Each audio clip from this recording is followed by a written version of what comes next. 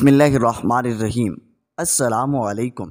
حضرت سعید بن جبیر جو کہ ایک تابعی بزرگ تھے، ایک دن منبر پر بیٹھے ہوئے یہ الفاظ ادا کیے: حجاج ایک ظالم شخص ہے۔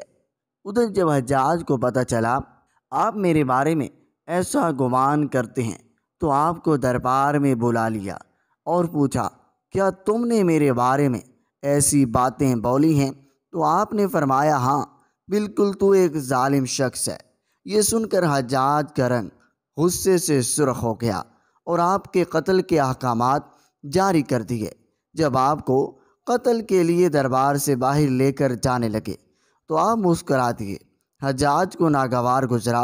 اس نے پوچھا، کیوں مسکراتے ہو؟ تو آپ نے جواب دیا، تیری بے وقوفی پر، اور جو اللہ تجھے ڈھیل دے رہا ہے اس پر مسکراتا ہوں۔ حجاج نے پھر حکم دیا، اسے میرے سامنے ذبح کر دو۔ جب خنجر گلے پر رکھا گیا تو آپ نے اپنا رخ قبلے کی طرف کیا اور یہ جملہ فرمایا، اے اللہ، میرا چہرہ تیری طرف ہے، تیری رضا پر راضی ہوں۔ یہ حجاج نہ موت کا مالک ہے نہ زندگی کا۔ جب حجاج نے یہ سنا تو بولا، اس کا رخ قبلے کی طرف سے پھیر دو۔ جب قبلے سے رخ پھرا تو آپ نے فرمایا، یا اللہ، رخ جدھر بھی ہو تو ہر جگہ موجود ہے، مشرق مغرب ہر طرف تیری حکمرانی ہے۔ میری دعا ہے میرا قاتل اس کا آخری ظلم ہو، میرے بعد اسے کسی پر مسلط نہ فرمانا۔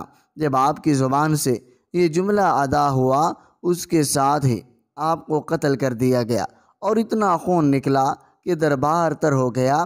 ایک سمجھدار بندہ بولا، اتنا خون تب نکلتا ہے جب کوئی خوشی خوشی مسکراتا ہوا اللہ کی رضا پر راضی ہو جاتا ہے۔ حجاج بن یوسف کے نام سے سب واقف ہیں۔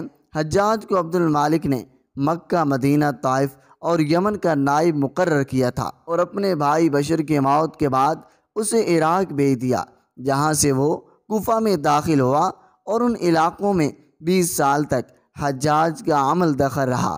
اس نے کوفے میں بیٹھ کر زبردست فتوحات حاصل کی اور اس کے دور حکومت میں مسلمان مجاہدین چین تک پہنچے۔ حجاج بن یوسف نے ہی قرآن پاک پر اعراب لگوائے۔ اللہ تعالیٰ نے اسے بڑی فصاحت و بلاغت اور شجاعت سے نوازا تھا۔ حجاج حافظ قرآن تھا، شراب نوشی اور بدکاری سے بچتا تھا۔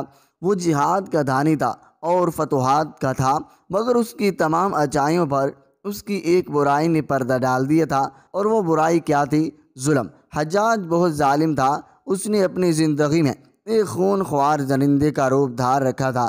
ایک طرف موسیٰ بن نصیر اور محمد بن قاسم کفار کی گردنیں اڑا رہے تھے، اور دوسری طرف وہ خود اللہ کے بندوں اور اولیاء اور علماء کے خون سے ہولی کھیل رہا تھا۔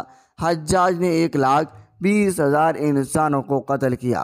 اس کی جیل خانوں میں ایک دن میں 80,000 قیدی ایک وقت میں ہوتے، جن میں سے 30,000 عورتیں تھیں۔ اس نے جو آخری قتل کیا وہ عظیم تابعی اور زہد و پارسا انسان حضرت سعید بن جبیر رضی اللہ تعالی عنہ کا 80 قتل تھا۔ اس کے ساتھ حجاج کو وہ بیماری لگ گئی جسے زمہری کہا جاتا ہے۔ اس میں سخت سردی کلیجے میں اٹھ کر سارے جسم پر چھا جاتی ہے۔ وہ کامتا تھا۔ آگ سے بھری انگیٹھیاں اس کے پاس لائی جاتی تھی اور اس قدر قریب رکھ دی جاتی تھی اس کی کھال جل جاتی تھی، مگر اسے احساس نہیں ہوتا تھا۔ حکیموں کو دکھانے پر انہوں نے بتایا پیٹ میں سرطان ہے۔ ایک طبیب نے گوشت کا ٹکڑا لیا اور اسے دھاگے کے ساتھ باندھ کر حجاج کے حلق میں اتار دیا۔ انہیں قتل کرنے کے بعد حجاج پر وحشت سوار ہو گئی تھی۔ وہ نفسیاتی مریض بن گیا تھا۔ حجاج جب بھی سوتا حضرت سعید بن جبیر اس کے خواب میں آ کر اس کا دامن پکڑ کر کہتے، اے دشمن خدا، تو نے مجھے کیوں قتل کیا؟ میں نے تیرا کیا بگاڑا تھا؟ جواب میں حجاج کہتا، مجھے اور سعید کو کیا ہو گیا ہے؟ تھوڑی دیر بعد دھاگے کو کھینچا تو اس کے گوشت کے ٹکڑے کے ساتھ بہت عجیب نسل کے کیڑے چمٹے ہوئے تھے اور اتنی بدبو تھی کہ جو پورے 1 مربع میل کے فاصلے پر پھیل گئی۔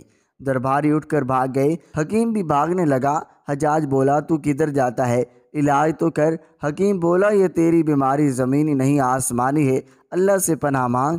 حجاج جب مادی تدبیروں سے مایوس ہو گیا تو اس نے حضرت حسن بصری رحمۃ اللہ علیہ کو بلوایا اور ان سے دعا کی درخواست کی۔ وہ حجاج کی حالت دیکھ کر رو پڑے اور فرمانے لگے، میں نے تجھے منع کیا تھا نا، نیک بندوں کے ساتھ چھیڑ چھاڑ نہ کرنا، ان پر ظلم نہ کرنا، مگر تو باز نہ آیا۔ آج حجاج عبرت کا سبب بنا ہوا تھا۔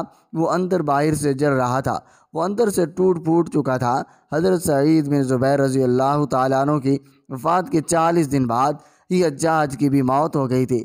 حجاج نے جب دیکھا کہ بچنے کا امکان نہیں ہے تو قریبی عزیزوں کو بلوایا، جو بڑی کراہت کے ساتھ حجاج کے پاس آئے۔ وہ بولا، چاہو تو جنازہ رات کو پڑھانا اور صبح ہو تو میری قبر کا نشان بھی مٹا دینا، کیونکہ لوگ مجھے مرنے کے بعد قبر میں بھی نہیں چھوڑیں گے۔ اگلے دن حجاج کا پیٹ پھٹ گیا۔ اللہ ظالم کی رسی دراز ضرور کرتا ہے، لیکن جب ظالم سے حساب لیتا ہے تو فرشتے بھی خشیت الہی سے عرش ہل جاتا ہے۔ اللہ ان ظالموں کے ظلم سے ہم سب کو محفوظ فرمائے، آمین یا رب العالمین۔